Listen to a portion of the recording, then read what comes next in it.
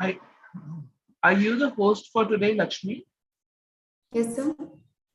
Are you the host for today? Yes, sir. Okay. So I've made Sir co-host and we're live on YouTube and I've started recording. We can begin now. Thank you, sir.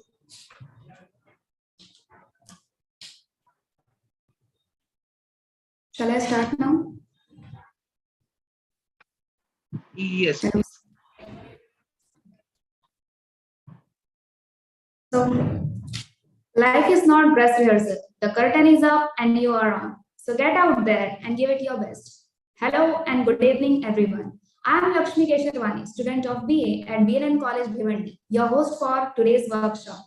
I wholeheartedly welcome you at the 15-day national level e-workshop on UGC NET JRF in English on the occasion of the centenary celebration of the birth anniversary of Padma Shri Anna Sahibzada. I would like to extend special thanks to the principal of B.N.N.College, Dr. Ashok Waksar. I also thank Dr. Sudhir Nikam sir, head of English department and chairman of Board of Studies in English, University of Mumbai. I am very grateful to Dr. Shashikant Madhunkar sir, IQAC coordinator, Professor Bhimrao Paikrao, and Professor Rajni Wagmare for making this event possible. This event aims to invite accomplished individuals across to motivate, guide, and impart valuable knowledge to the UGC and NET aspirants. The aim is also to introduce the best practices for cracking the exam. To catalyze day 11 of the e-workshop, I would like to extend my deepest regard to a very proficient and supporting personality, the Honorable Chief Guest and the keynote speaker of today's event, Mr. Thippaswamy BM sir, who is currently working as Assistant Professor at the Government First Grade College, Chitrahali Department of Collegiate Education, Government of Karnataka, Chitradurga District. He has also worked as English lecturer at MES MSPS College for Women, St. Joseph Pre-University College, Chikmagalur. He has been a teaching faculty at the Department of PG Studies in English, Kuvempu University. He is a member of the Committee for the Common Curriculum for English Optional, Karnataka State Higher Education Academy. He has also been a member of the Board of Education for Undergraduate in Davangere University.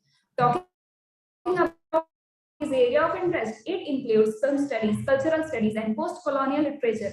He has presented several papers at the number of national and international events. Some of them are uttered here. A paper titled Teaching Language Through Literature, Reviewing Its Possibilities. Another paper on the topic Rabindranath Tagore on Education. A paper named Conflicting Historiographies in the Indian Films and Partition. A paper called Nation, Religion and Masculinity in Indian Popular Cinema. A paper titled Conflicting Historiographies and Communal Identities in South Asian Films and Partition.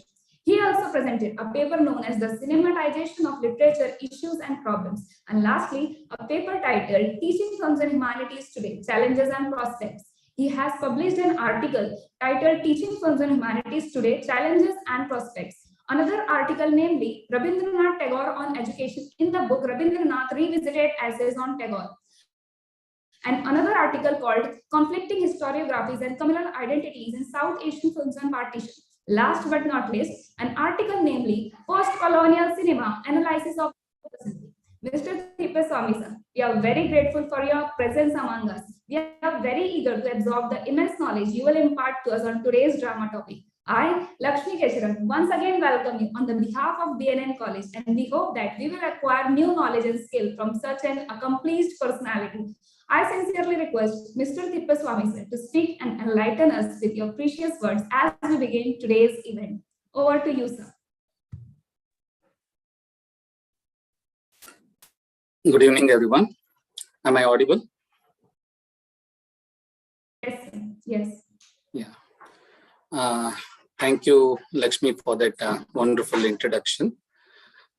Before I start with my presentation, let me thank the administration and staff of B.N.N.College for giving me an opportunity to be a part of this wonderful workshop.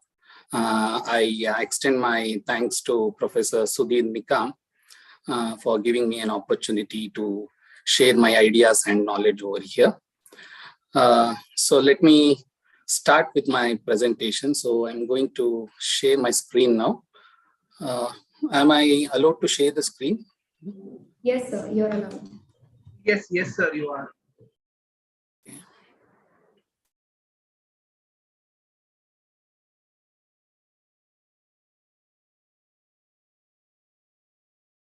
Yeah. Can you see the slide? Yes, sir. We can. Yes, sir, yes. Okay. So let me begin my presentation by making certain things clear.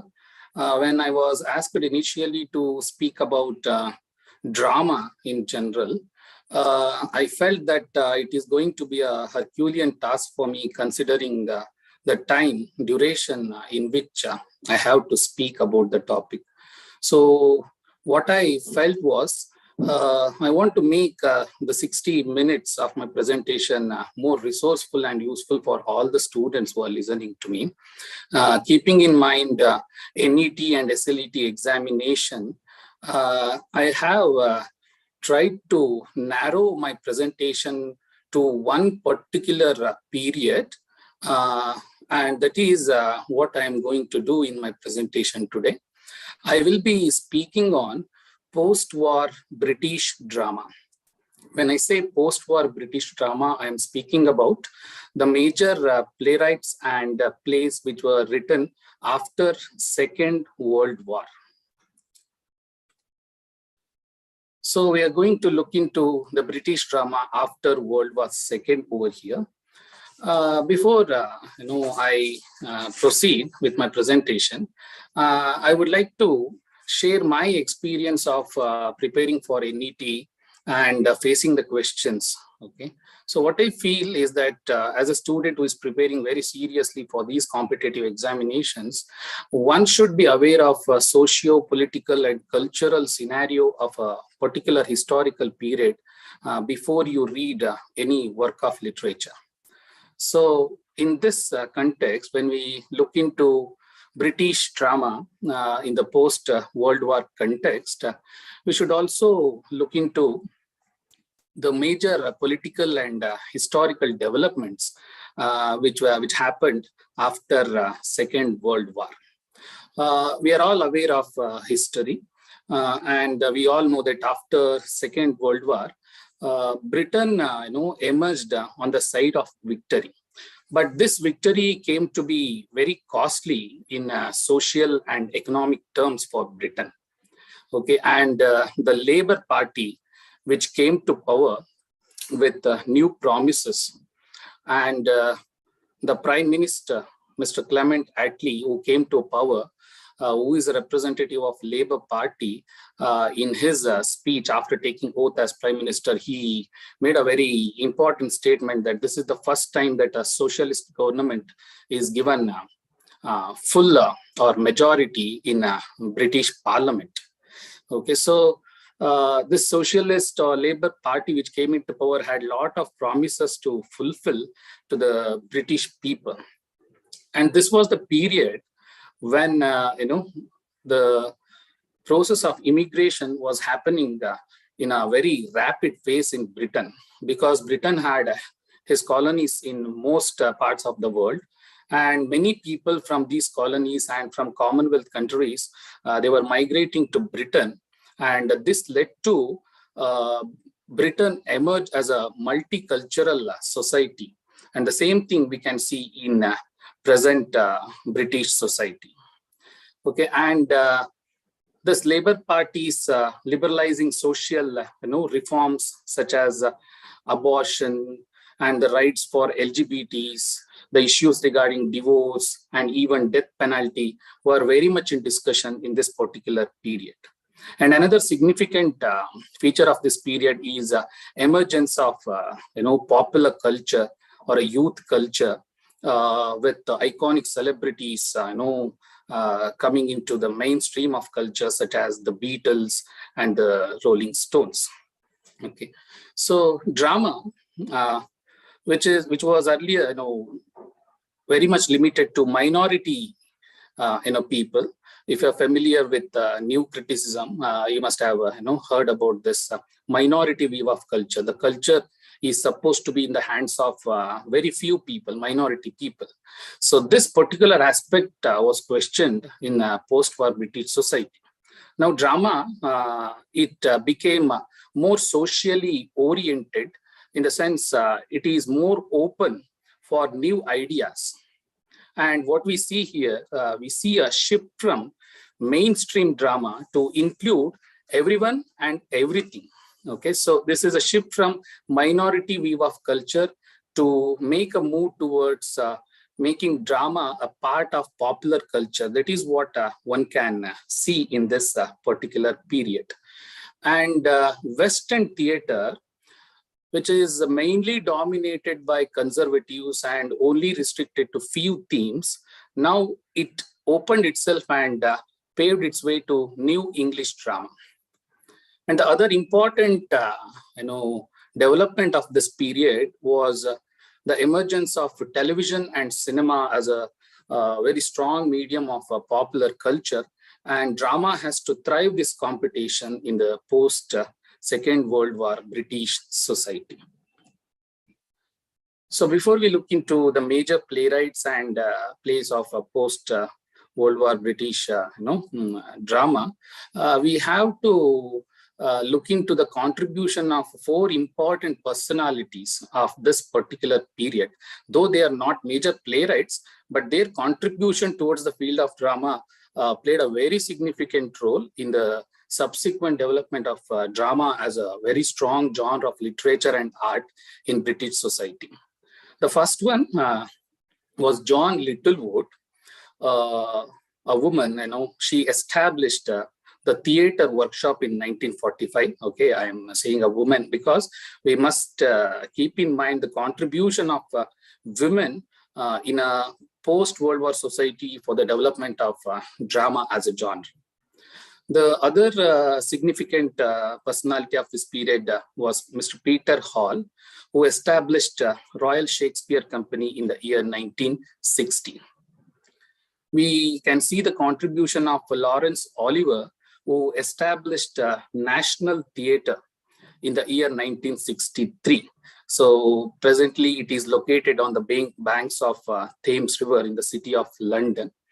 And the last one, the fourth one, is Antonian Artaud, and his contribution towards the theatre of cruelty and environmental theatre, which subsequently gave a momentum to the later movements to emerge in the 1960s. So please make sure that you make some more work and get some more information about these four important contributors, because what I feel that when we look into the question papers and the kind of questions which are being asked in the recent past, the shift is being done not just looking into a literary work, but also to the contribution in a particular socio-historical context.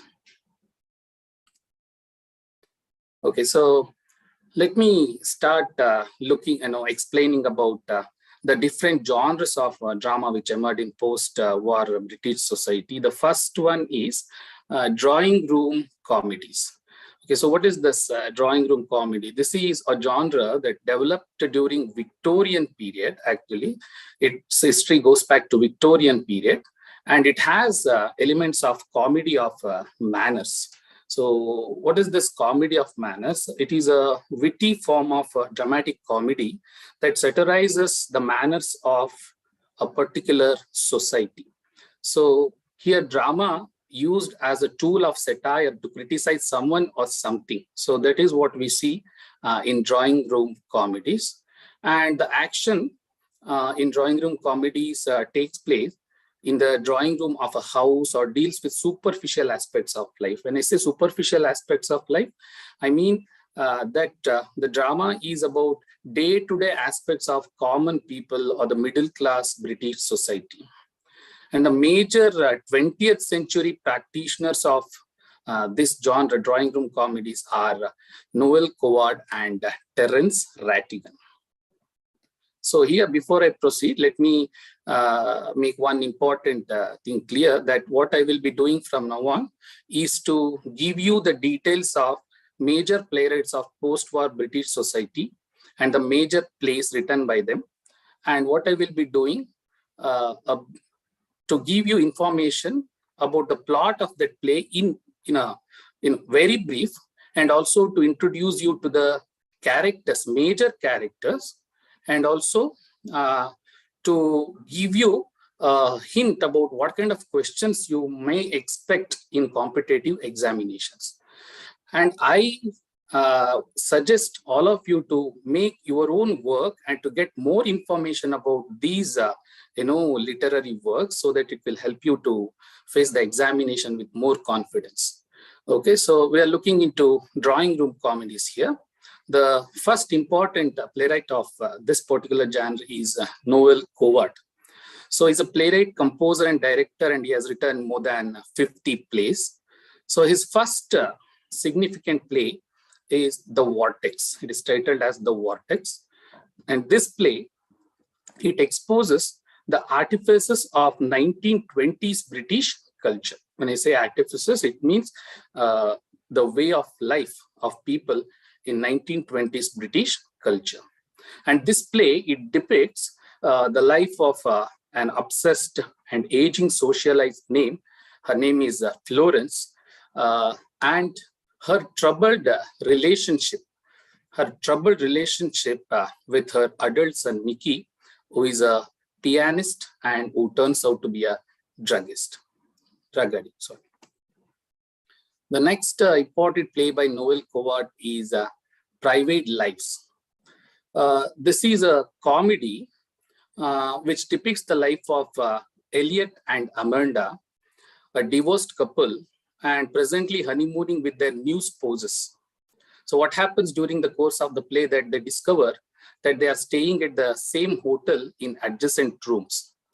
And though they had a very stormy relationship, in their new relationship, they finally realize that they still have feelings for each other. The next important play by Noel Coward is Design for Living. It depicts the complicated three-way relationship of a woman named Gilda, who is an interior designer and now living with a painter named Otto.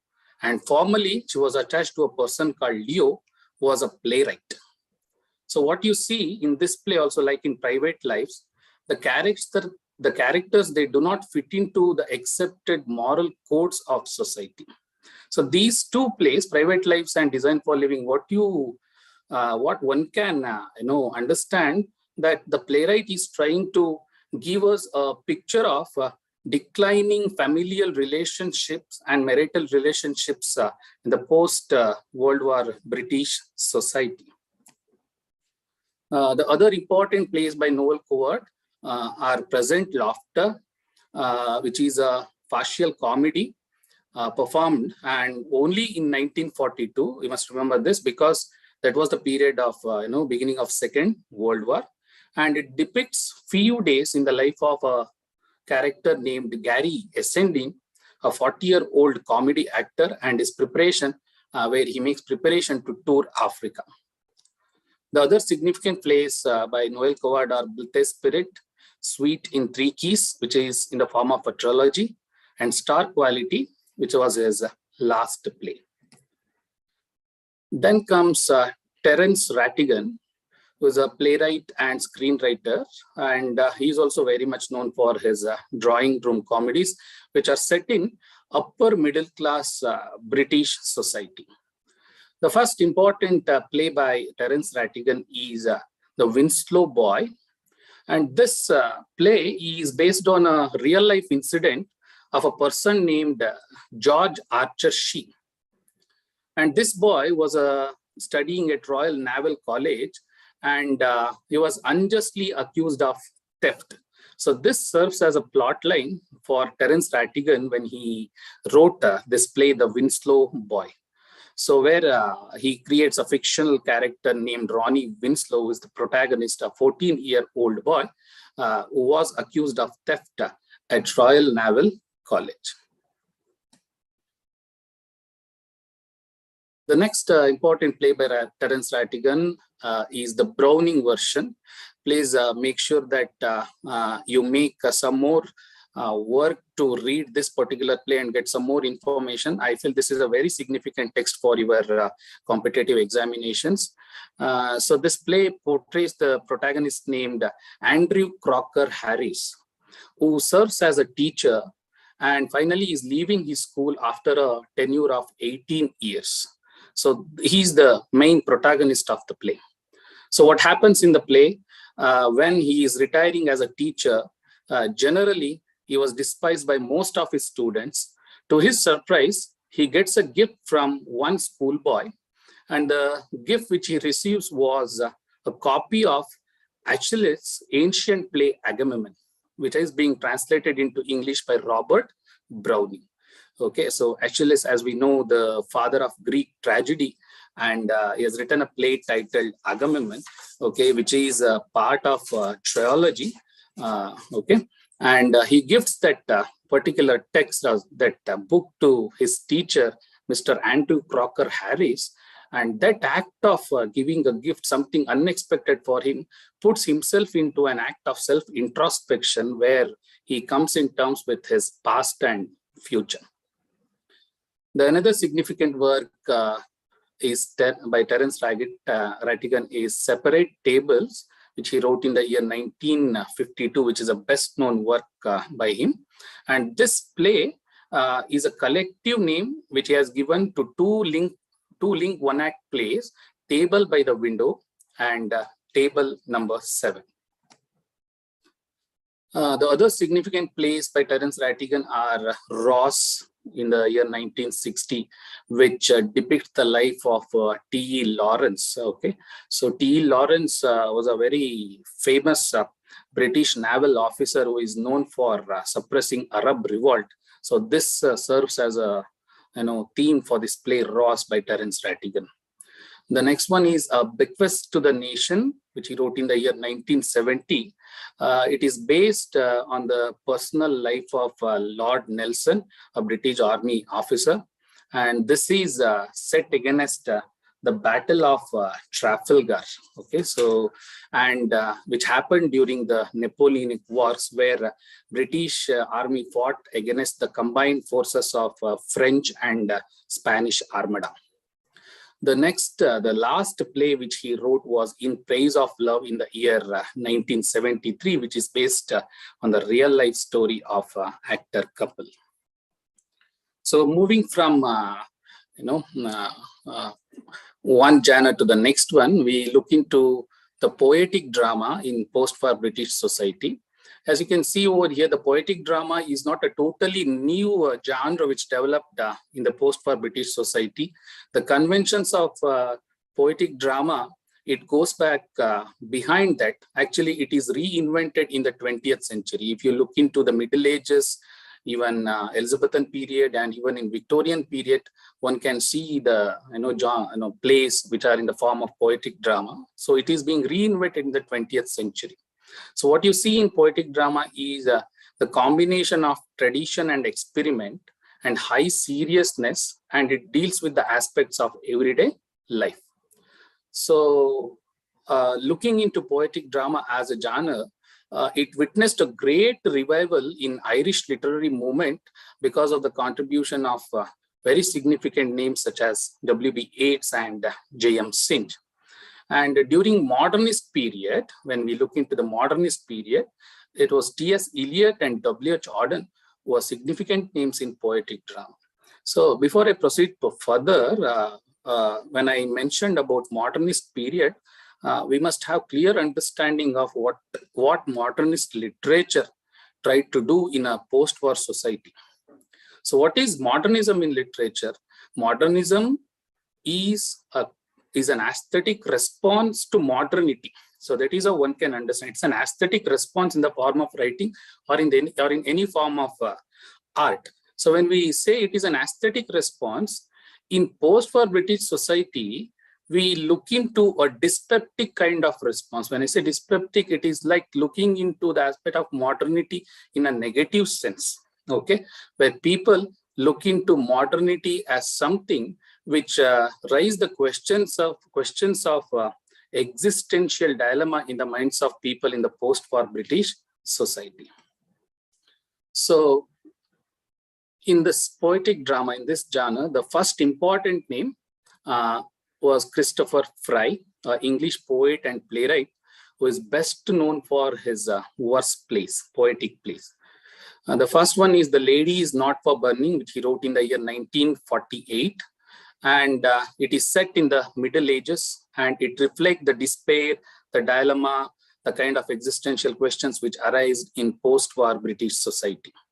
The next significant play is A Phoenix, Too Frequent, in the year 1946.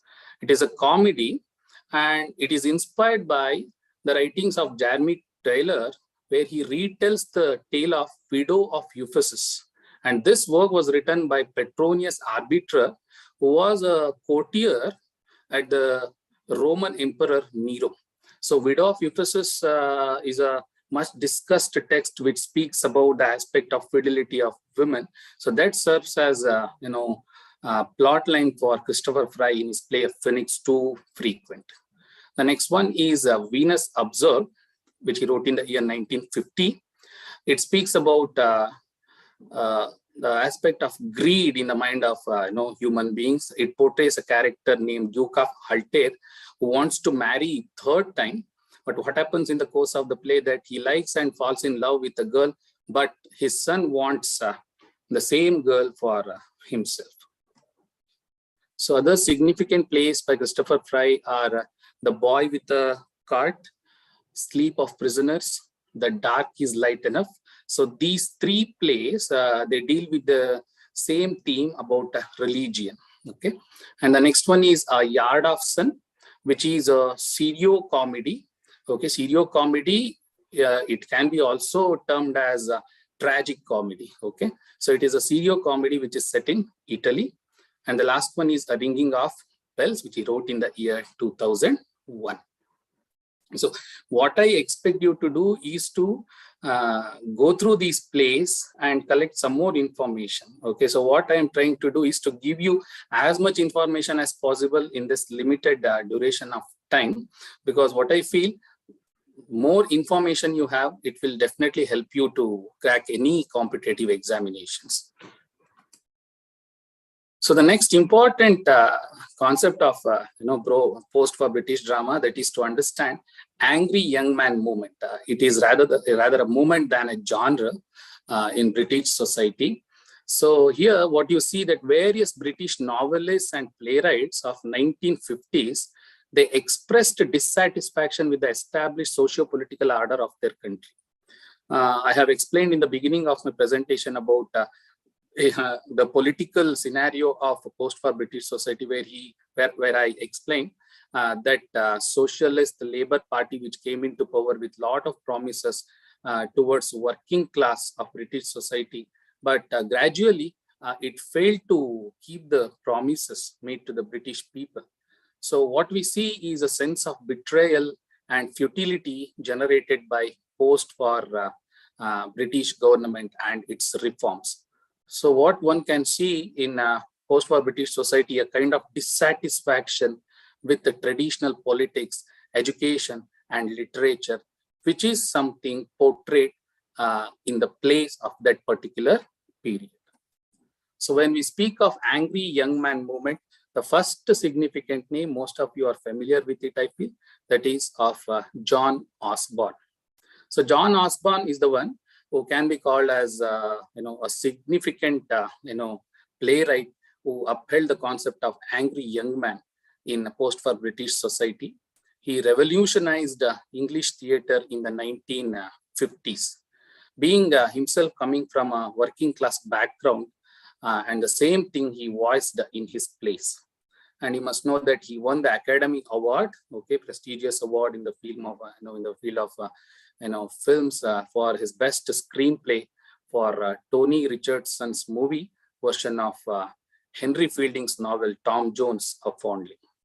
So what you see in these plays with the theme of angry young man, that you have a protagonist, and what kind of protagonist you have there is, it gives you a tragic comic depiction of the anti-heroic protagonist who turns out to be a liar and irresponsible in whatever actions he takes. Okay, so you see a tragic comic depiction. So what you see in most of the plays, that you have a tragic ending of this anti-heroic protagonist in this plays in the genre of angry young man. So in John Osborne's contribution, we look into his major play, that is Look Back in Anger, which he wrote in 1956. So this can be called as an autobiographical play, which is based on Osborne's unhappy married life in a cramped dwellings in a small town called Derby. So it was first performed on 8th May 1956 at Royal Theatre.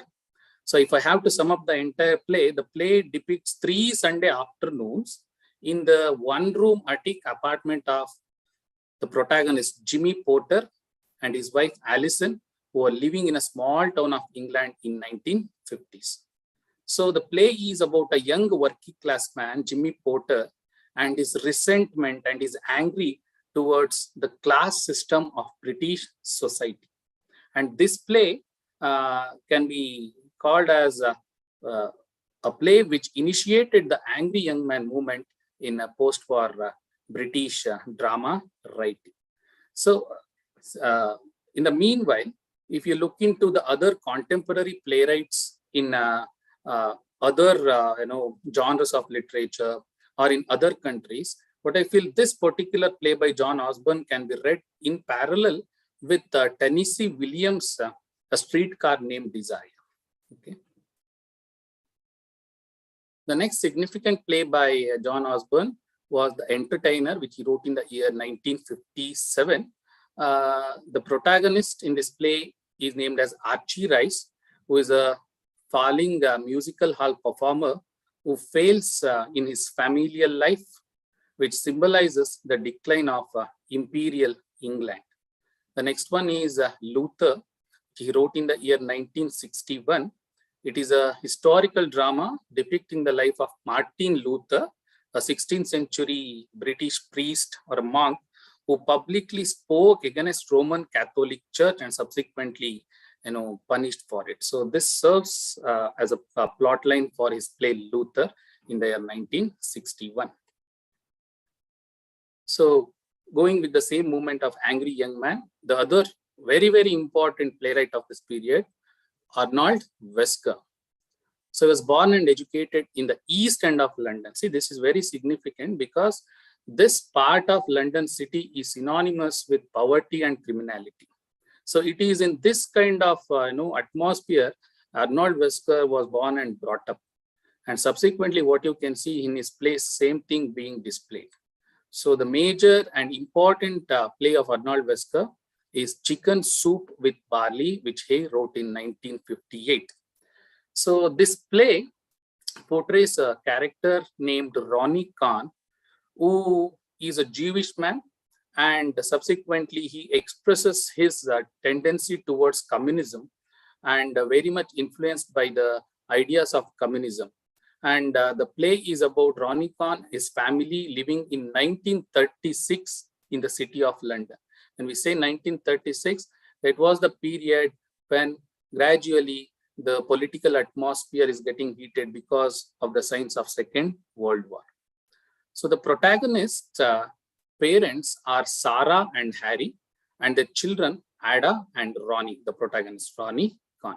So the play tells us about their struggle to maintain their convictions in the face of World War II. And also the play speaks about the ideas of Stalinism and the Hungarian Revolution of 1956. So this is a very significant play because it speaks about the political scenario of British society. Hungarian Revolution, was, it happened in 1956, where this People Republic of Hungary, it fought against the, policies of Stalin and the policies imposed by the USSR on Hungary. So this is a major theme of this play, Chicken Soup with Barley. So here the chicken soup, if we look into the title, is very symbolic because it denotes brotherhood and socialism. How food can be a symbolic of brotherhood and socialism of people living in a particular society. But what you see that here, the chicken soup is being reduced to barley. It denotes the disintegration of the family as well as the decline of communism and idealism in British society. So the next important plays are Roots, which he wrote in 1959, and I'm talking about Jerusalem in the year 1960. These two, along with Chicken Soup with Barley, they form part of Trilogy. Okay, so this is what you should keep in mind. Okay, so Chicken Soup with Barley is a part of Trilogy along with Roots, and I'm talking about Jerusalem. The other two important plays, they can be termed as autobiographical in nature because The Kitchen, which he wrote in 1959, it draws on Arnold Wesker's experience, his real life experience as serving as a kitchen porter. And the next one is Chips with Everything in the year 1962.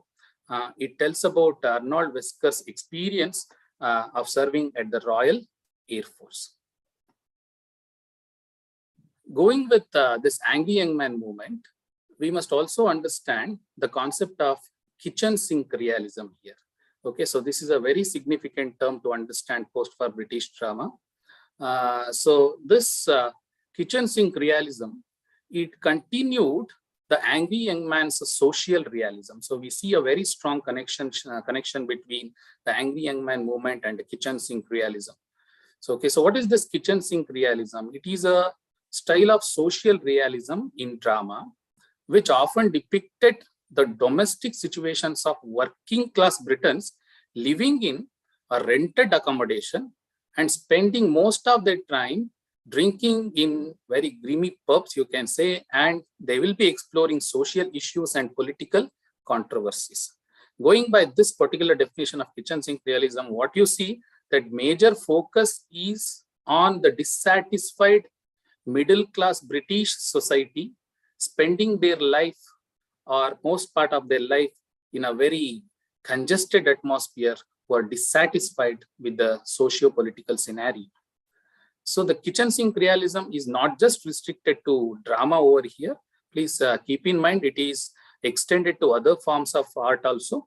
What you can see, it is found in painting also. It was founded by a famous British painter and art critic. His name is John Bradby. So what you can see in kitchen sink realistic paintings is that the portrayal or painting ordinary things of middle class British society. It could be beer cans or trash cans, whatever. These things are portrayed in painting. It is made very much famous by a painter named John Bradby. And the term kitchen sink school was first used by David Sylvester as the title of his article in the 1954 issue of British journal named Encounter. So I'm trying to give you maximum information about the movements, about the genres, about the playwrights, and also the historical context. So again, what I feel is that you have to make some more reading to get more idea about these particular genres and movements of that particular historical period. So here in kitchen sink realism, I will just focus on one important, playwright, Shella Delaney, who is of Irish descent. So her first play was A Taste of Honey. This is a very significant play because it was written as a response to a play written by Terence Rattigan, which we about whom we have discussed earlier, and his play titled Variations on a Theme. And this play by Terence Rattigan deals with the issue of homosexuality, gay and lesbian relationship in a very insensitive manner. And Shella Delaney, she takes this aspect and she questions it in her first play, A Taste of Honey, which he wrote in the year 1958. So this play, A Taste of Honey, it puts into question so many other questions along with that, homosexuality, such as class, race, gender, and sexual orientation in the mid-20th century Britain. So this play, became popularly known as kitchen sink play. Moving to the next genre, that is absurd theatre. This is a very significant concept in British drama, absurd theatre. So this is something which imbibes the existential philosophy of French writer and thinker such as Jean-Paul Sartre and Albert Camus. I hope you're all familiar with these two names. Make sure that you look into the works of Sartre and Camus, with more attention to understand what the concept of absurd, means in literature. So the idea of absurd was first developed by Albert Camus in his essay, The Myth of Sisyphus, which he wrote in the year 1942.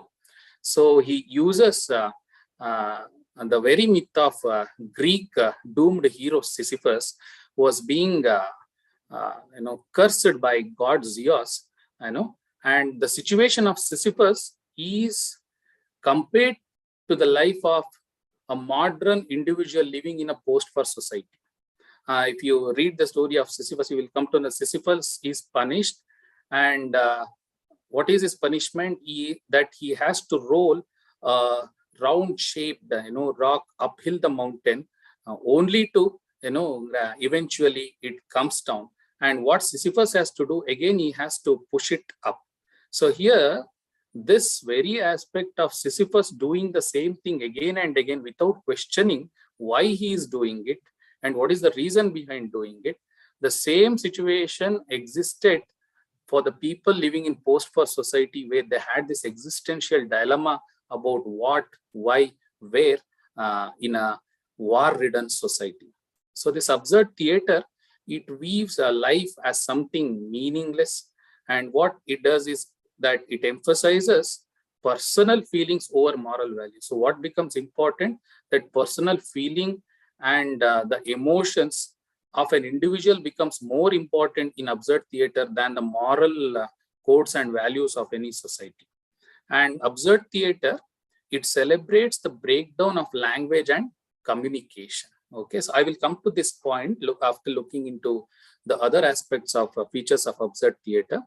The use of absurd themes in drama was first discussed by a famous critic and an essayist named Martin Esslin in his work, The Theater of the Absurd, which he wrote in the year 1961.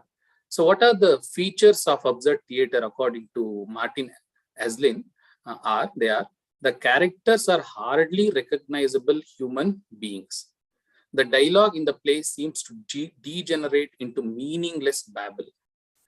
And the play starts at an arbitrary point and it seems to end at an arbitrarily. So which means there is no fixed beginning and end to these plays. And absurd theater intended to convey complex pattern of poetic images rather than a story. And it believed that theater should express what language is incapable of putting into words. Okay, before I proceed further to look into the major playwrights of this genre, what you can understand here, the very concept of postmodernism in literature had a very deep influence on absurd theater. Postmodernism, it speaks about rejecting grand narratives and meta-narratives, instead focusing on regional and local issues. The other important aspects of postmodernist literature is to reject the Eurocentric unilinear narration.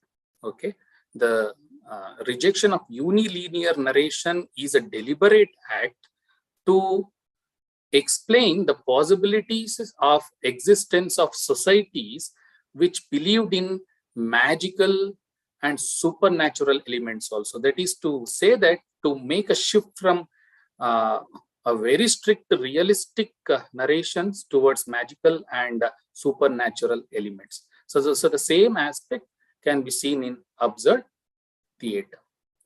So the most important figure in this genre of absurd theater is Samuel Beckett. I hope most of you are familiar with his name, an Irish-born playwright and novelist.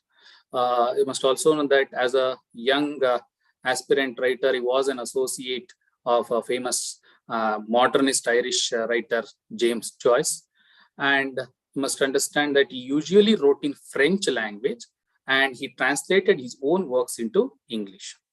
And all of Beckett's stage plays, when you read or when you watch them, you find that they replace conventional decors with stark images.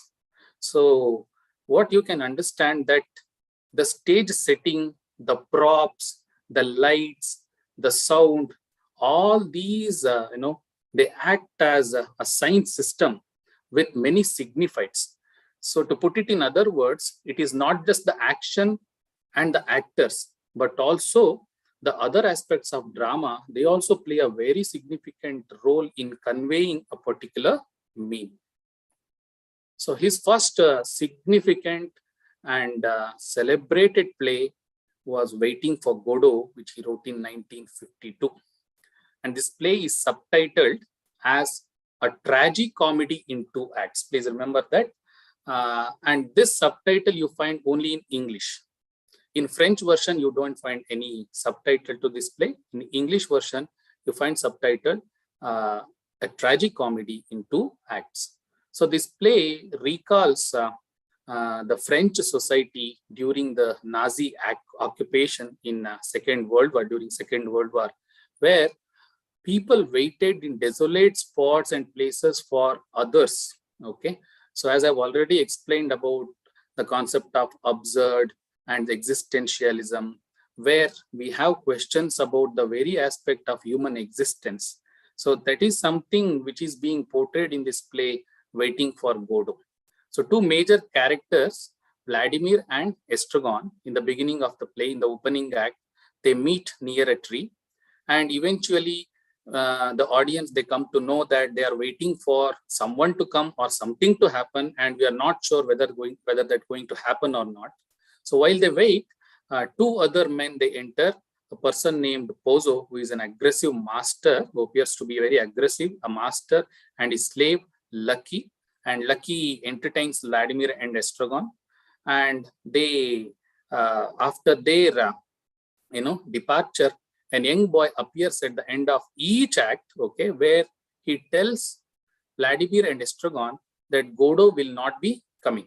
Okay, so this is what you see at the end of both the acts, the first and second act, the appearance of a young boy and his message that Godot will not be coming on that particular day. But what Vladimir and Estragon does, they decide to leave because Godot is not going to come, but they do not move like they did at the end of first act. That is how the play ends. So here Vladimir and Estragon, they are symbolic of post-war British individuals who are waiting with some questions of their existence and several questions which are being unanswered. The next important play is Endgame, which he wrote in 1957. This one act, it is a 1-act play with 4 characters, and the title Endgame is taken from the game of chess. And what you see on a stage, when it is performed on a stage, there are 4 characters, as I have already explained. In the center of the stage, there sits a person named Ham. Ham is a failed actor who has not got any success, and presently he is blind and immobile, and is sitting on a wheelchair. So on downstage, what you see that you have 2 trash cans where Ham's parents, Nag and Nell, who are left legless after a bicycle accident years, and they are made to sit inside those trash cans. The only character left standing on the stage is Chloe, who suffers from an ailment and who may or may not be Ham's son. The other significant plays are Happy Days, he wrote in 1960, which tells about half-buried, middle-aged housewife. Her name is Winnie, who is constantly chattering to her husband, Billy. The other one is Come and Go in the year 1966. The other most important one is Breath, okay, which he wrote in the year 1970. Please make some more reading about this play because it is a fragmentary play.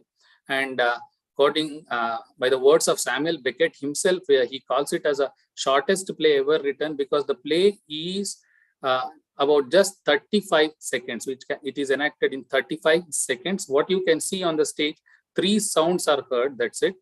The first sound is of a birth of a cry, an infant's cry, and then the sound of inhaling and exhaling. And at the third, you see a final cry that is of death. So this is a very significant play by Beckett. The other 2 are Not I in 1972 and Footfalls in 1976.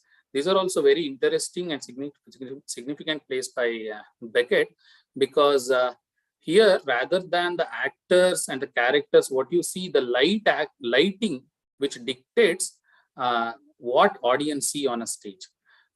If you watch these plays being performed, what you see on a stage, that you don't have a complete human persona appearing on the stage. You just have a mouth and a feet respectively. Okay, in Not I, you see a mouth depicting the events, and in Footfalls, it is feet which is depicting the events.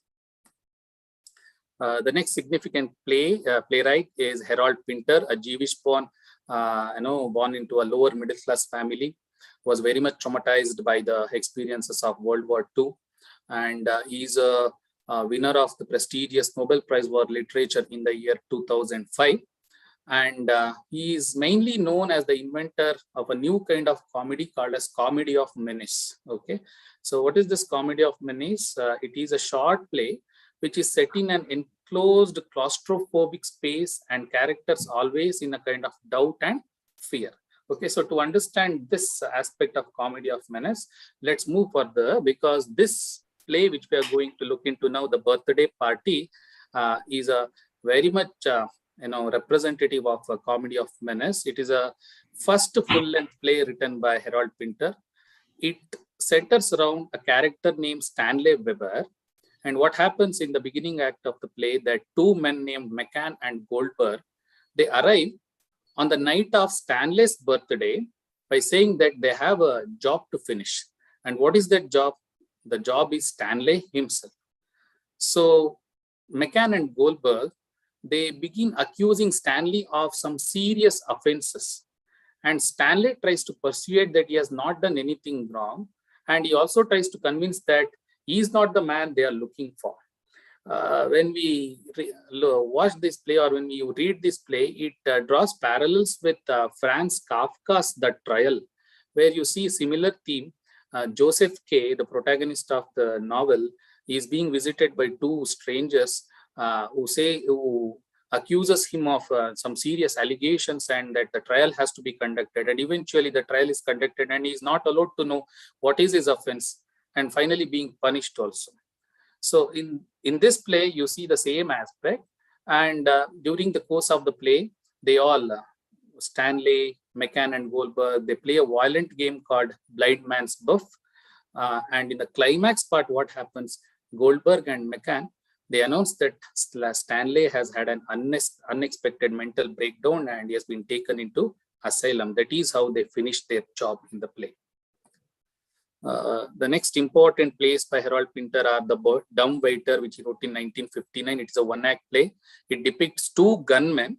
Their names are Ben and Gus, and what they will be doing, that they are waiting on a basement of a room for their next assignment. Okay, they are gunmen. They have an assignment to execute someone, and the title is taken from an act of food rape. And what happens in the play, that Ben, who obeys a higher authority and is about to eliminate Gus, his accompany himself, and Gus, who waits without realizing that he himself is the victim. Okay, so that serves as a plot line for the play The Dumb Waiter. And the next one is The Caretaker, which he wrote in 1960, which is a play in 3 acts. We have 3 important characters. Aston, who is Mick's brother, he brings home an aged person, an old tramp, and takes care of him. And the name of that old tramp is Davis. And what happens during the course of the play, that Davis turns to be very violent, selfish, and vengeful compared to the gentle Aston who took him to his home. And Davis is proposed as a caretaker of the house, but finally he is sent away by saying that he makes too much noise.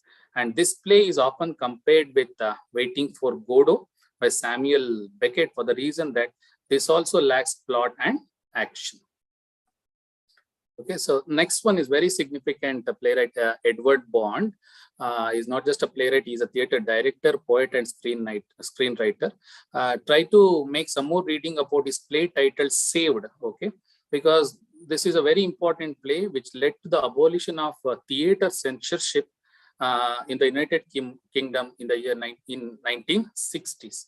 So his major plays are The Pope's Wedding, the first one, which he wrote in the year 1961. The title Pope's Wedding refers to an impossible ceremony, and it depicts the death of British rural society. And the next one is Saved. Okay, this is a very significant play because it resulted in the end of theatre censorship in the UK.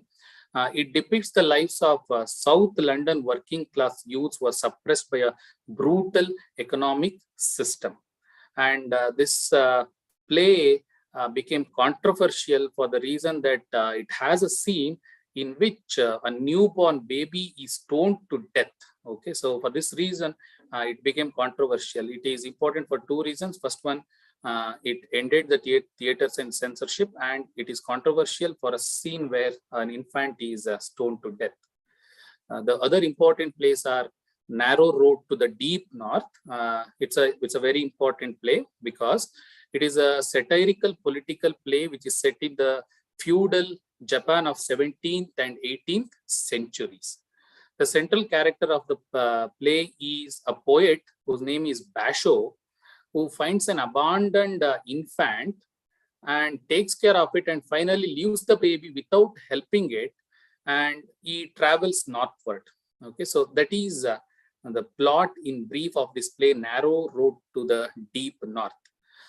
Edward Bond felt that he left his job halfway in this play, Narrow Road to the Deep North. So what he did was he completely rewrote this play in the year 1977, and he titled it as The Bundle.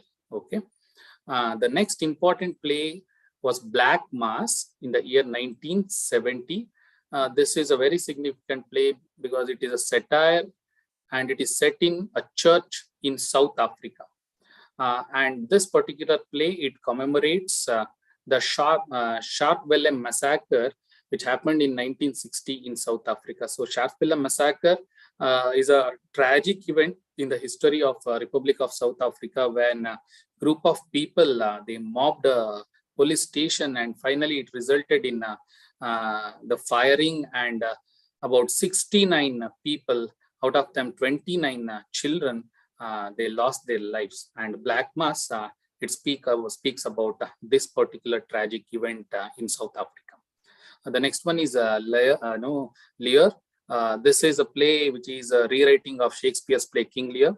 And like King Lear, this play also depicts the decay of an age-old tyrannical king who obsessively builds a wall to keep himself safe from enemies, and eventually is betrayed by his two daughters. The other significant plays are The Sea, which is a comedy. And this play is a kind of departure from earlier plays of Edward Bond's, because the earlier ones, they give us a gloomy mood, whereas this one is a kind of comic relief for the audience. And this play is set in the Edwardian period before World War I, it depicts a seaside community. So what you see in Edward Bond, that the setting, okay, it is not just restricted to one particular geographical and cultural and political scenario. You have a story about the Japanese society, the incidents of Africa, and also the shift in history where we look into the Edwardian period and other periods subsequently. The other one is Bingo, 1974, which is subtitled as Scenes of Money and Death. The next one, where you have 4 important plays, okay. The war plays, they can be, 3 important plays. The war plays, they forms a trilogy. The first one is Red, Black, and Ignorant. The second one is The Tin Can People. And the third one is Great Peace, okay. These 3 are part of a trilogy portraying world struggling in the aftermath of nuclear holocaust. Okay, the next one is Tom Stoppard, Czechoslovakian, Czech-born Jewish playwright. In 1939, when Nazis invaded Czechoslovakia, his family fled to Singapore, where his father worked with Bata Shoe Company, and later he served in the British Army as a volunteer, and he was killed during Second World War. That resulted in Tom Stoppard's family shifting to India in the year 1951 when Tom was just 5 years old. They were evacuated to Darjeeling in India, where he attended Mount Hermon School. His major plays are A Walk on the Water, which he wrote in the year 1964. The next one is Rosencrantz and Guildenstern Are Dead.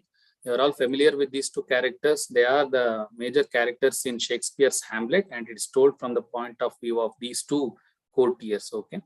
The other significant play is The Real Inspector Hound in the year 1968. The play is about two theater critics who are watching a country house murder mystery, and gradually the events unfolding in their personal lives. The next one is Jumpers in the year 1952. Make some more reading about this particular play because it speaks about a protagonist named George Moore, a professor of moral philosophy, and the story is about a murder mystery. The play speaks about a murder mystery, and it is significant because it satirizes the field of academic philosophy in British society, and it compares academic philosophy to gymnastics. The next one is Artist Descending a Staircase, a humorous murder mystery involving an artist who dies from falling down a set of stairs. So this play carries an allusion to a painting by Marcel Duchamp, and the title of that painting was Nude Descending the Staircase, which is a very significant postmodern painting, Marcel Duchamp's painting. So the same painting serves as an inspiration for Tom Stoppard for his play, The Artist Descending a Staircase. The next one is Travesties in the year 1974. The play is titled as Travesties because it is a travesty in the sense it is a false or distorted representation of Oscar Wilde's work, The Importance of Being Earnest. So please make sure that you make comparative studies of these two to get some more information. The other significant play is Hapgood in the year 1988, and this play carries the theme of spying or espionage, and it speaks of a British female spy. Remember that this play refers to two important scientific inventions or principles. The first one is Niels Bohr's quantum mechanics and Heisenberg's uncertainty principle. So uncertainty principle talks about the presence of an element at one particular place, and it says that if it is located in one particular place, it is not at all located at all. Okay, that is what Heisenberg's uncertainty principle speaks about. So these things are being discussed in detail in this play Hapgood by Tom Stoppard. The other one is Arcadia in the year 1993. It is set in an English country house, and it takes place, see what you see, a kind of time shift in this play, typical postmodernist aspect you can see over here. The story takes place in both 1809 to 12 and to the present day, okay, when Stoppard wrote this particular play. And the play is about the activities of two modern scholars who are juxtaposed with the lives of those who lived there in that English country house 180 years earlier. And much of the plot revolves around poet Byron, Lord Byron, and his life, though Byron never appears in the play. The next one is Indian Ink. Please read this play. It's a very important play and a wonderfully written play. Indian Ink in the year 1995, and the play, as title suggests, it is set in India during Mahatma Gandhiji's Dandi March in the year 1930. The play is about a British poet, her name is Flora Creve, who is struck by the disease of tuberculosis. So she travels to India for her health reasons. And what happens in the play that she meets a person named Nirad, who explained to her 9 rasas, okay, in Bharata Muni's Natya Shastra, and the concept of 9 rasas, which are being explained by Nirad to a British poet Flora Creve, who comes to India for the reasons of health. The next one is The Coast of Utopia, which he wrote in the year 2002. This is a trilogy of plays. The plays are titled as Voyage, Shipwreck, and Salvage. The last one, in details, which I'm going to discuss now, is about caricature, not in detail, but I'm just going to introduce you to this important playwright because she wrote radio plays for BBC in the 1960s and 70s. Okay, and Carol Churchill, she's the one who developed Bertolt Brecht's modernist theatrical techniques of epic theater to explore issues of gender and sexuality. So Carol Churchill is very significant because she carries the aspects of feminist interpretation or understanding of literature in her plays. So her major plays are Downstairs, You Have No Need to Be Frightened, Easy Death, Owners, Cloud Time, and most important one, Top Girls in the year 1982. I suggest all of you to at least go through this play, Top Girls.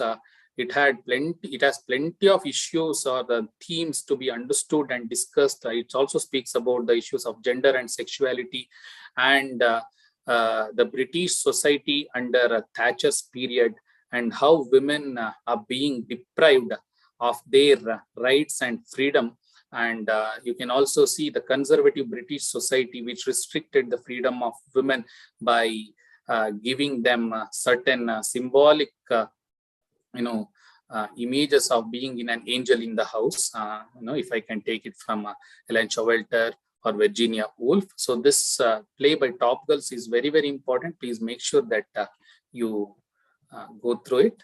So other major playwrights, I'm not added any particular play of these writers. Please make sure that you don't neglect, you make some work and you read the plays of these major playwrights of post for British society. They are Peter Barnes, Alan Ayckbourn, David Hare, Peter Schaffer, and John Arden. So I have tried to include as many playwrights as possible, to give you more information about post-war British society and post-war British drama. I hope you find it useful, and I still feel that you, as an aspirant of any competitive exam, you should make first-hand reading of any particular literary work to get a good sense out of it. Okay, reading secondary sources and other things are fine, but primary text is always primary. Make sure that you read it. Okay, it will definitely help you to increase your knowledge of literature and your literary interpretation and to face any competitive examination. Thank you.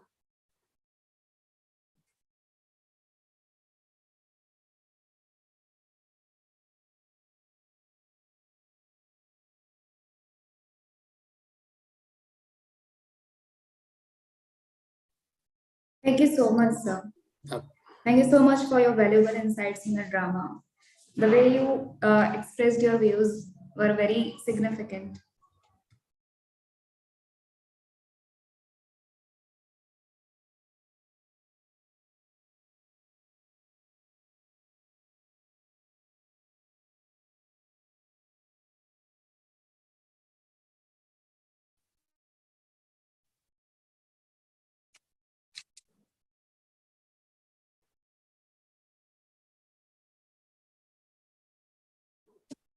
Thank you. Thank you so much, sir.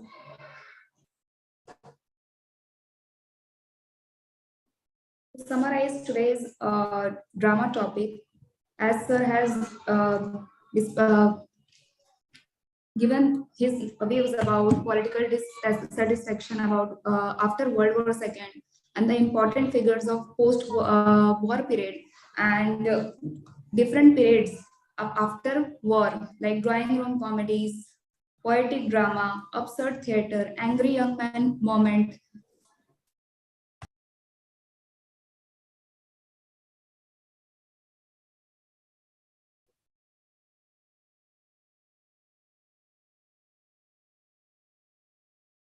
Sir, I'm sincerely grateful for your part in our today's event. Thank you, sir. Thank you. Thank you so much.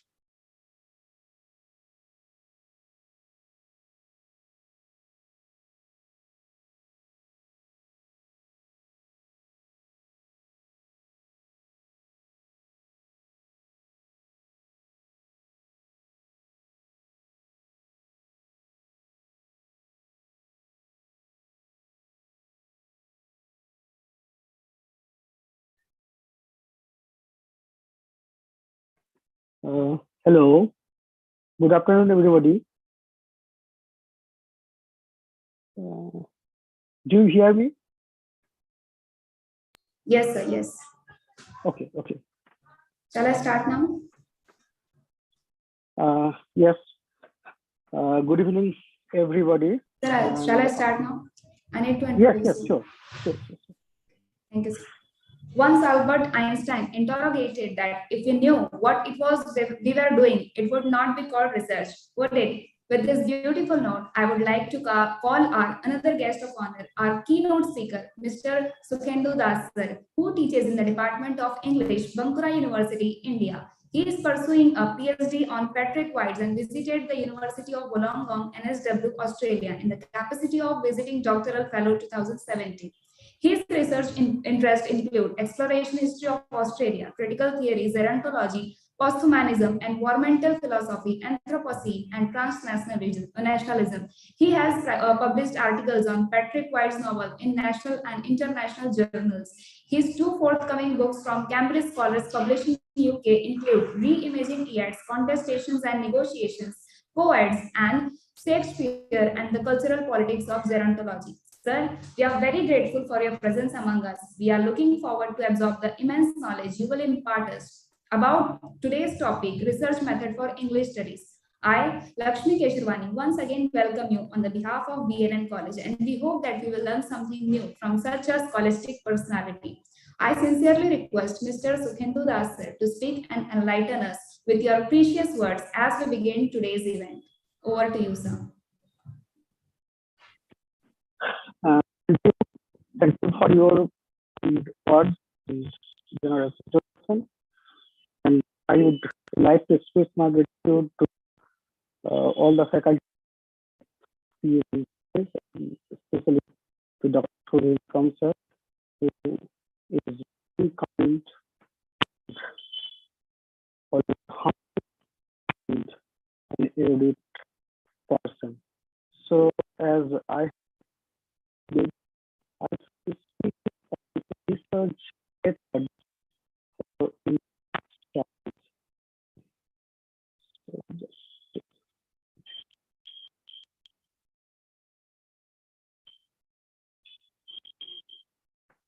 Is there any technical issue, sir?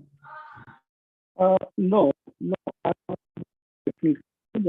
Can I share my Sir, your voice is not clear. is not clear? There Am is I a lot audible of now? disturbance. Okay. Audible now?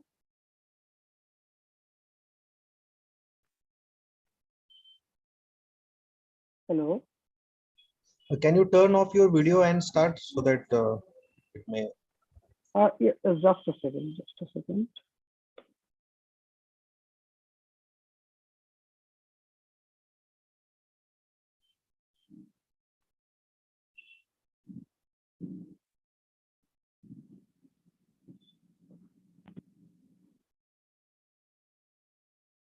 Am I audible right now? Yes. Okay. So if this is a problem, I can turn off my. Okay, but I hope this time. Now it's very clear.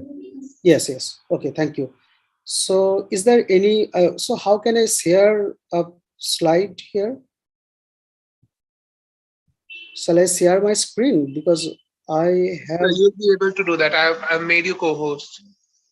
Okay. You'll see a green button. Yes.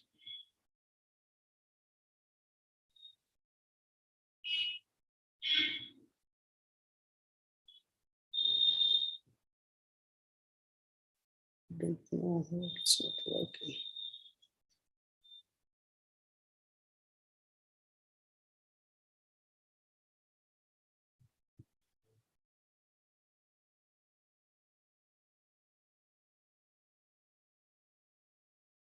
Please bear a moment with me. I'm just opening the slide, which will be presented.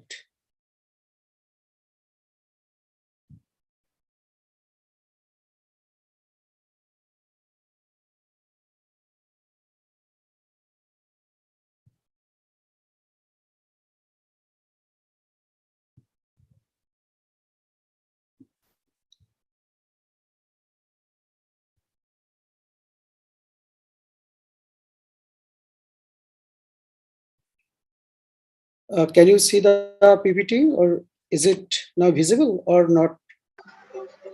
No, sir, it is not. It is not. Okay, just a second, because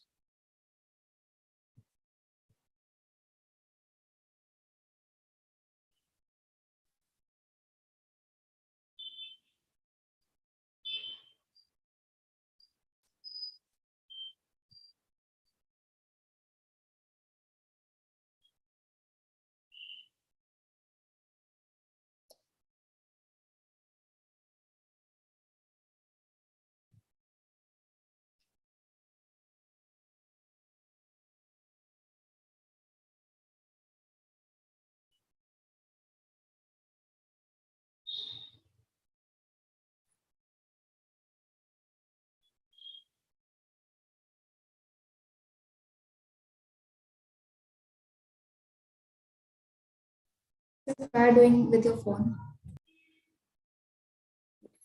just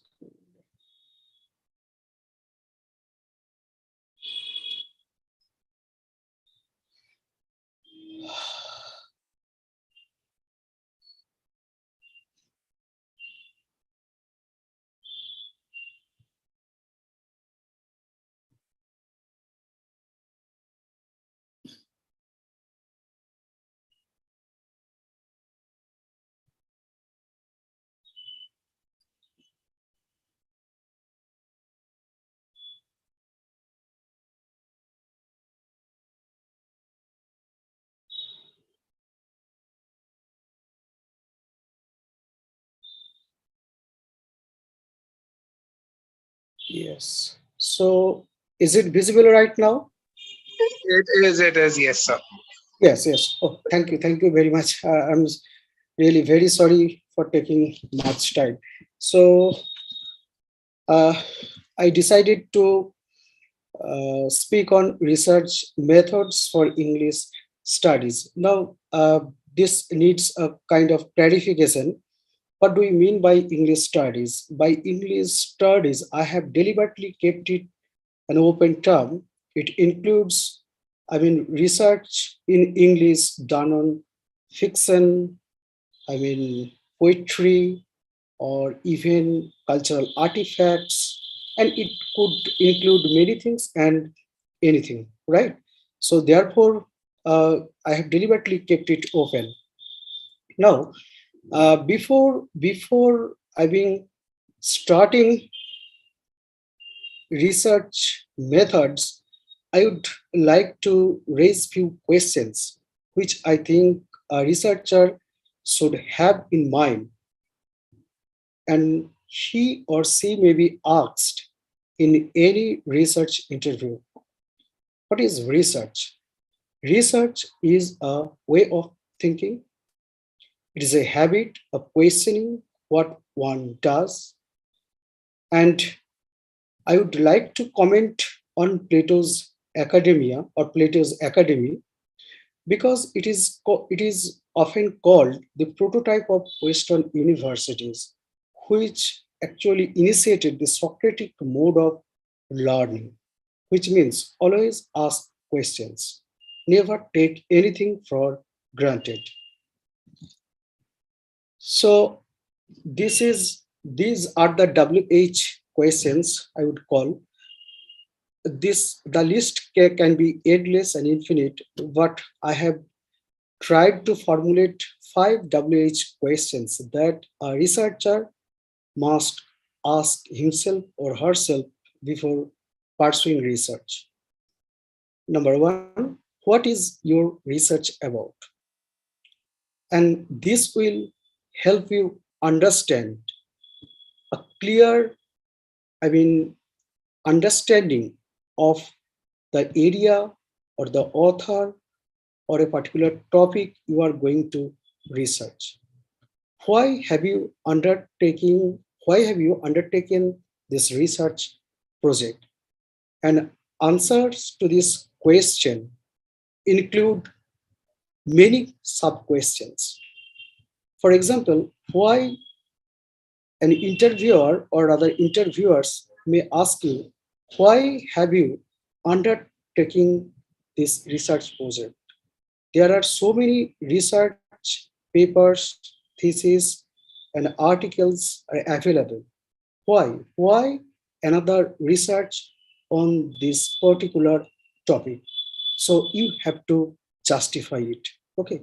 And find, to seek an answer to this question, you have to do a lot of what is often called the literature review, systematic review of literature, which means what has already been researched on a particular topic or area, and what it is left that you can explore. So, I mean, this finding research gap is very important. Third question, who? Who are your target readers? I mean, for whom this thesis is, or this book, or this project is, I mean, intended? Who might be benefited from this project? And I have also mentioned another word, participants, and this is not directly associated with English studies, but yes, nowadays, even in the last 10 years, this actually growing. This shows, I mean, growing importance, because think you are conducting a kind of action research. So you have to interview certain people, right? So we won't call them subjects, but rather they are participants, right? So this is another thing. And where? Any specific geopolitical location. And often you know that many uh, prestigious publishing houses focuses on specific region. Rutledge Environmental Studies on South Asia, right? So South Asia is a geopolitical location, okay? Or Palgrave Studies on 19th century British culture, right? So you have to, you have to think why, I mean, where is your project situated, right? And when? When means any tentative time frame. When are you going to complete your research? Because as you know that UGC gives maximum 6 years uh, within a single registration. Okay, so of course you can't continue any institutional research for an indefinite period of time. Normally, this is not allowed. So you have to think about the time frame, tentative time it may take. So this is about methodology. Now, which methodology works best for your research? To understand this topic, we have to ask this question: what is methodology? Methodology is a general, is the philosophy or the general principle which will help you, which will help you navigate through your research.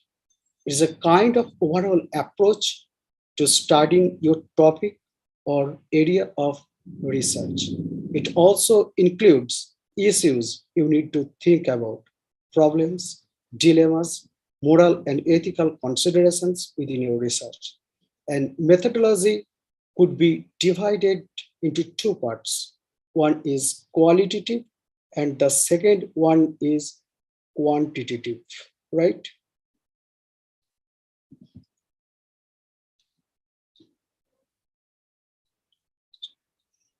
Yes. So what is qualitative methodology, research methodology? Qualitative research explores attitudes, behavior, and experiences through such methods as interviews or focus groups. Okay, now you may ask, is this relevant to our English studies? I would say yes. It attempts to get an in-depth opinion from participants, as it is attitudes, behavior, and experiences which are important. Fewer people take part in the research, but the contact with these people tends to last a lot longer. That means qualitative research is often time consuming. Uh, what are the examples of qualitative research? Action research, right? So what is action research? I will give you one example.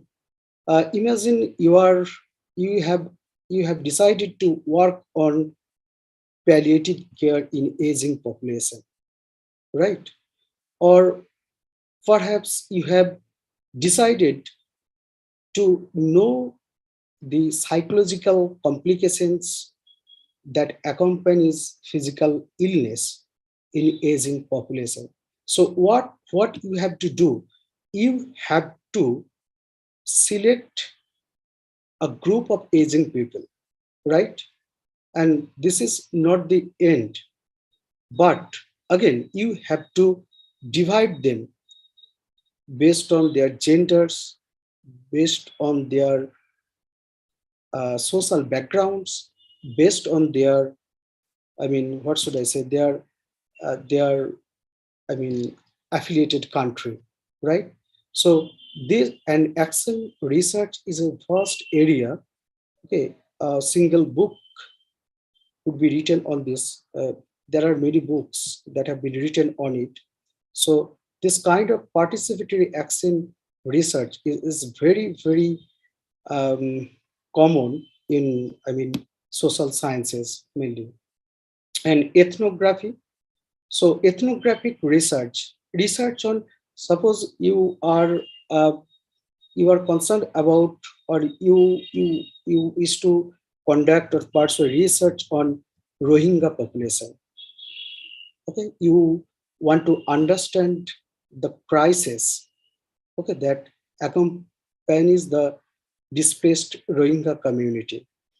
And an excellent work has been done on it in recent times, the Rohingya, an ethnography of subhuman life. It is written by Professor Nasiruddin. He is based in Bangladesh. It was published in Oxford University Press, published by Oxford University Press in 2020. And there is, and another example is grounded theory. What is this grounded theory? Formulating theory which is based on previous empirical data. And this type of qualitative method is very, very popular in, or very common in education and medical research. But this kind of qualitative method is quite different from other methods in the sense that it often, the researchers don't, I mean, constitute a kind of hypothesis, okay, and they just rely on the previous data, and often they can compare and they can reach tentative conclusions. And what is this quantitative research? So quantitative research generates statistics through which the use of large-scale survey research using methods such as questionnaire or structured interviews. And this is mostly done by,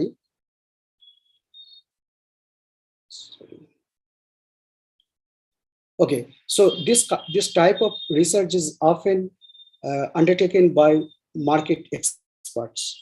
Okay, so uh, uh, uh, we can imagine a situation where a new medicine company wants to open a manufacturing hub in Mumbai. So first thing he would do, he would survey regarding what? Survey on many things. First of all, its consumers, uh, existing manufacturing hubs, right?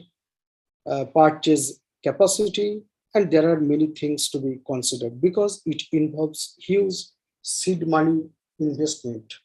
Okay, so therefore, this research is quite common in market analysis, and there are many other areas. I mean, subjects where this kind of research is undertaken. Now, there is a difference, and it is very important to understand the difference between qualitative research and quantitative research. There is a long-standing quarrel over precision and scientific accuracy. So, which one is more precise, more scientific? There is a debate, and it is ongoing. Okay, and okay, we are not going into the detail, but remember one thing: both, I mean, uh, both research, I mean, both qualitative and quantitative research, I mean, both forms of inquiry have their own limitations and also strengths. And a researcher should include this in his research outcome, right? So often when you would apply for research fund, often you would find a column that where you have to ask for this detail. What's the strength of this research and what's the limitations and the weakness of this research? So you have to specify it as much as possible. And the third one is triangulation method. So this methodology involved a kind of blend of qualitative and quantitative forms of inquiry, right? The next point, is there any litmus is there any litmus uh, test that can be used to determine which will work best for a particular research? Now, one, there is an easy way. There is an easy way where you can sorry for that. So there is an easy test uh, which will help you understand whether your proposal is leaning towards quantitative research or qualitative research. Just look at, I mean, the key words in your proposals.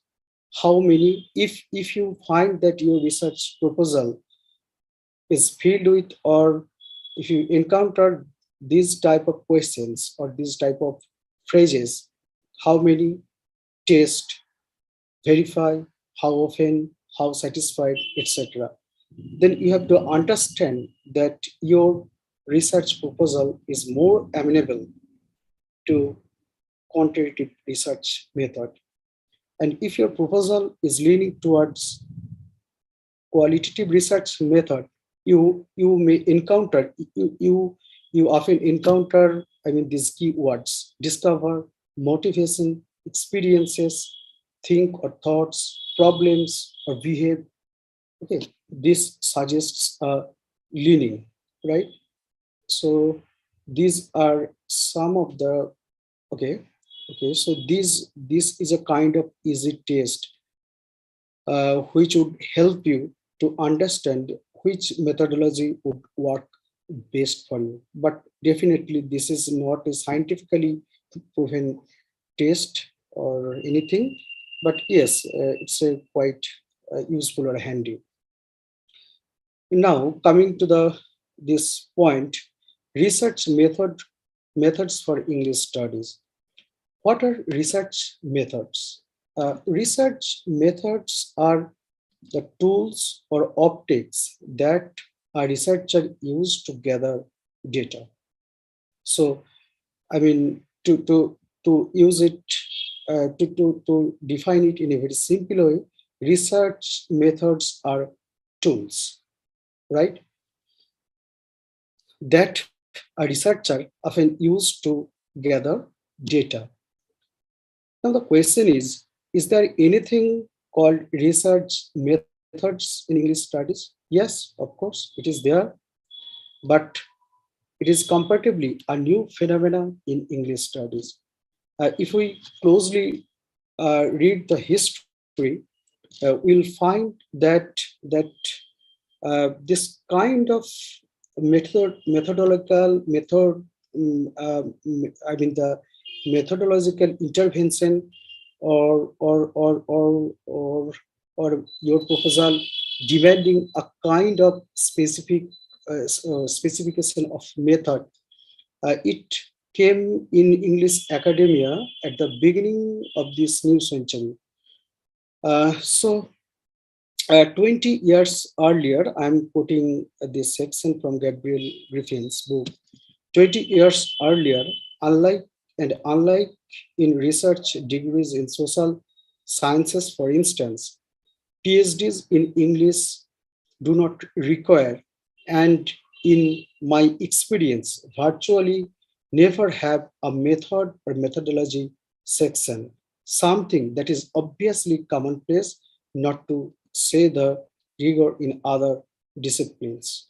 Okay, so one thing is very clear, that what researchers often find it difficult.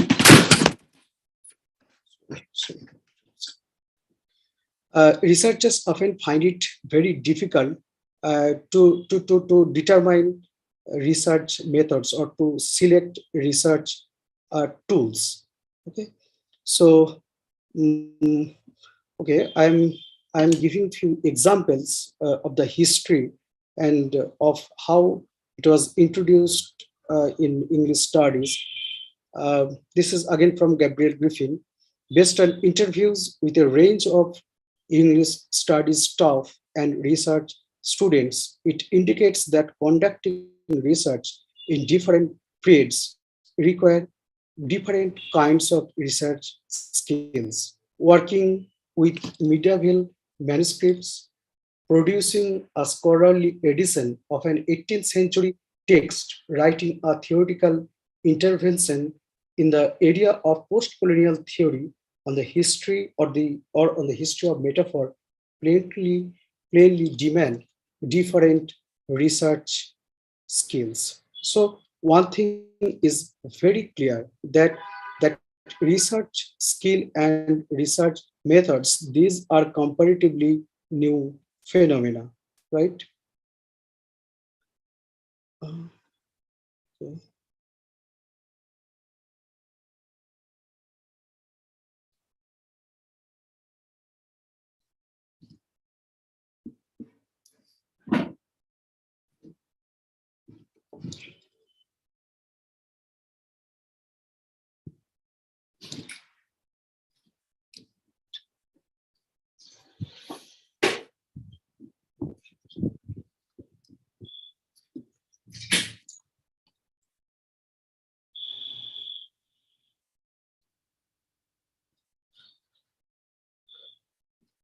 Okay, sorry for the interruption.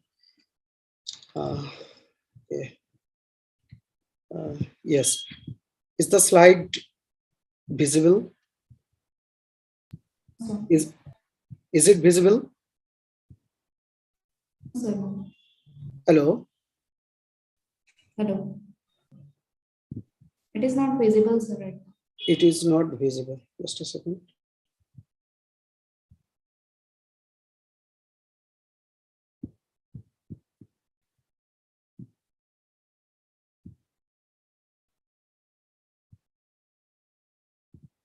Okay, so I hope it is visible now, right?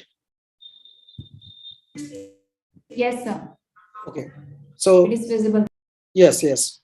So the report produces the repeatedly articulated view that there is a limit to what you can teach in a group way.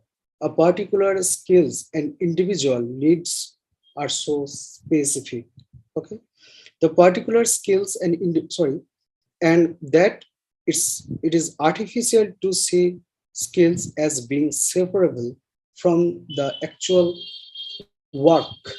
A lot of these skills may learn on the job that makes it hard to teach in a common way. Uh, Up to this point, just a second.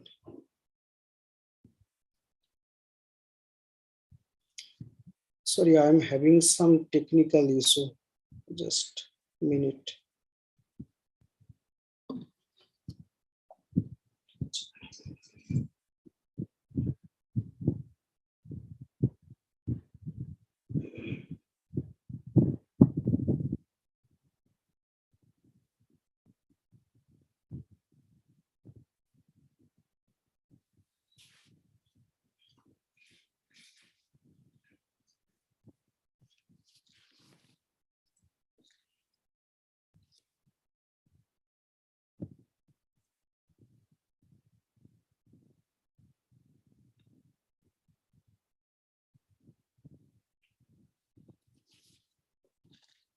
Sorry for the interruption.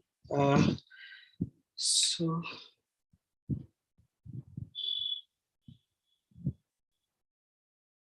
yeah, okay.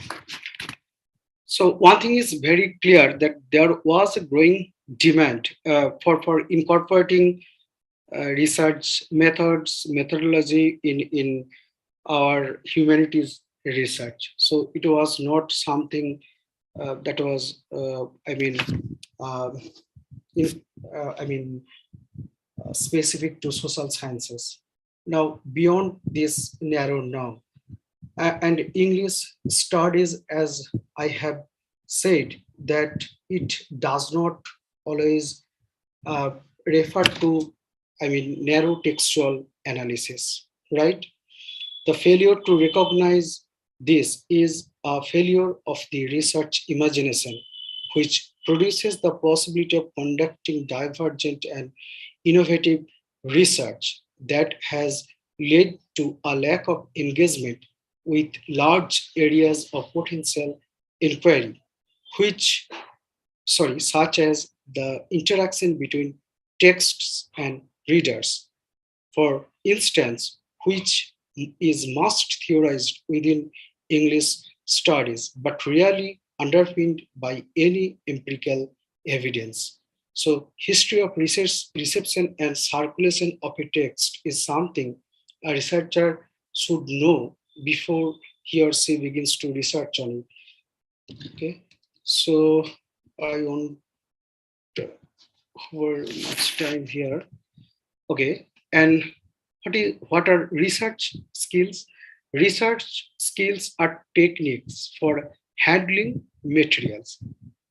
So, what are those skills? They include skills in libraries, how to search catalogs, okay, and how to find a particular book, editorial skills, bibliographic skills, dissertation skills, okay, IT skills relating to computer, and period specific skills. That means if you have training in reading manuscripts, that would help you researching on, medieval literature and medieval literary documents. Such skills may be distinguished from research methods.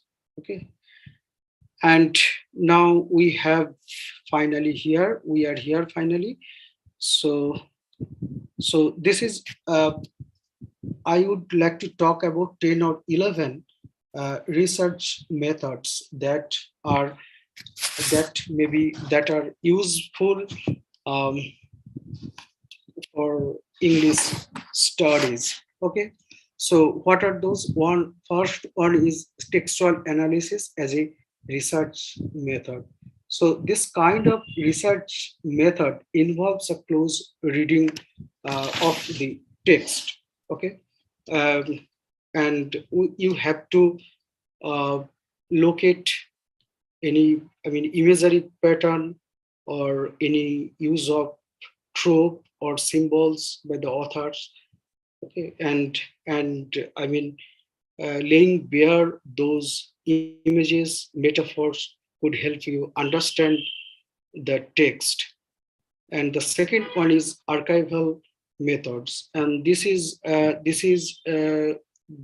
method is um, indebted to, or rather takes its genesis from Michel Foucault. Sorry, not Michel Foucault, but Derrida, the archive fever. Uh, my research work, I mean, is mostly derived from this method because when I was in Australia, I was researching on Patrick White's collection. That means uh, in 1992 or 1990, yes, Patrick White donated all his personal collections, of course, after his death, to National Library of Australia, and that included his manuscripts. Okay, the repeated edition, corrections, and there are many later exchanges. Okay, so often these help you understand the author's text in a much better way. And discourse analysis. This is another research method which is normally called critical discourse analysis. So it basically involves reading subtext or ideology subtexts, and to understand or to excavate ideological underpinnings of a text. Interviewing is now a very common method used by researchers in literature and also in social sciences. Of course, it was there in social sciences many years. Many years back, and it is the most preferred way of conducting research in social sciences. So it includes interviewing, and to interview, you have to adopt certain skills.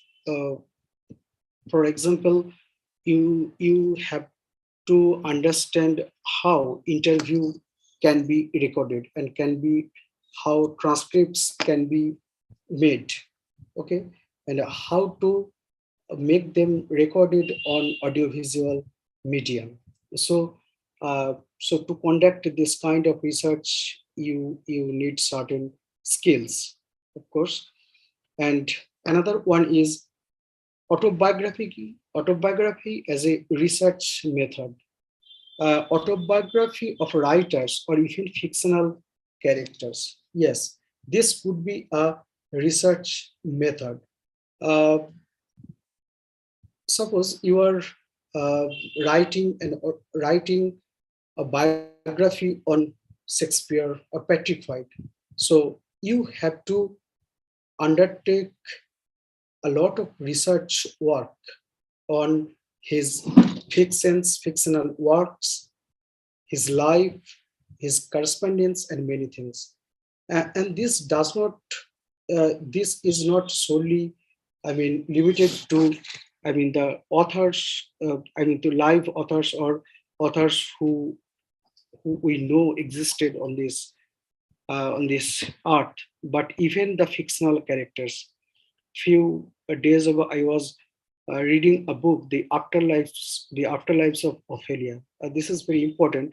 Ophelia is Shakespeare's creation in Hamlet, and the text was later, adapted in many countries, in many contexts, and what particularly caught the imagination of few readers and critics is the character of Ophelia, right? And there is another text of Shakespeare which is also, I mean, research this way, the afterlives of Tempest, and another uh, example could be Sylvia Plath's biographies, right? So there is a huge personal and critical investment and position in Sylvia Plath's biographies, because there are many biographies. Um, many of them, many of them have been written from feminist perspective, that uh, she was a victim of patriarchy and uh, Ted Hughes's commitment to her and all that. So one thing is very clear, that they are trying to shifting uh, the search for the truth to a truth, right? And next one is oral history as a research method. So oral history, how it could be a research method. Uh, I can give you one example. You have decided to work on, Nazi Holocaust. And as you know, there are many Holocaust survivors who are still alive. Okay, they are very aged. So you can meet them and you can conduct interviews or record their responses. Okay. And this kind of research could be done on partisan studies, okay, where the memories of lost homeland and many other things come into considerations. And other next one is creative writing as a research method. Yes, the creative writing can also be a research method. How? The invention and generation of ideas, images, performance, where this led to new or substantially improved insights. It is often called applied, practice-based, and pedagogical research in English. And the next one is research methods, English research methods and the digital humanities. And this includes use of computer and artificial intelligence and high-end softwares to analyze data, okay, and to arrive at a specific, conclusion or a specific outcome. Visual methodologies, yes. Graphic novels, if you want to conduct research on graphic novels. So this kind of methodology is very appropriate. Often in printed texts, we find captions to photographs, explanations for exhibits in museums and galleries, or texts accompanying images in books. Often they are called uh, uh, paratexts, right? And second and last one is digital humanities. Okay, so this involves how digital humanities, this could be a research method, because this actually changes our perception of the text. Text is no longer, what should I say, limited to printed text or something, our old commonsensical notion. Rather, it could be, we are in this digital era where almost everything is digitized. Okay, so, and ethnographic methods, which I have already discussed earlier, and this ethnographic methods involves travel writing, right? And as you know, ethnography is often called a methodology because this kind of methods or this assemblage of methods, it involves observation of people, certain culture, certain customs, and this kind of research method is, very appropriate in travel writing. I was working on a text of Patrick White's novel, A Phrase of Leaves. Uh, I was I encountered many versions of that story and its interpretations. As you know, there are interpretations from by the white writers and also by the black writers and finally by the ethnographers. So often their outcomes or their observations are contextual and they are mutually exclusive. So this could be a good research method for those who wish to uh, pursue research on travel writing. So thank you for everything. So that's all about my presentation today.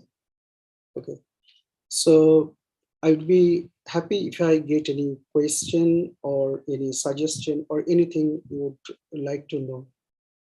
One thing is very clear that there are many who are watching it live on YouTube.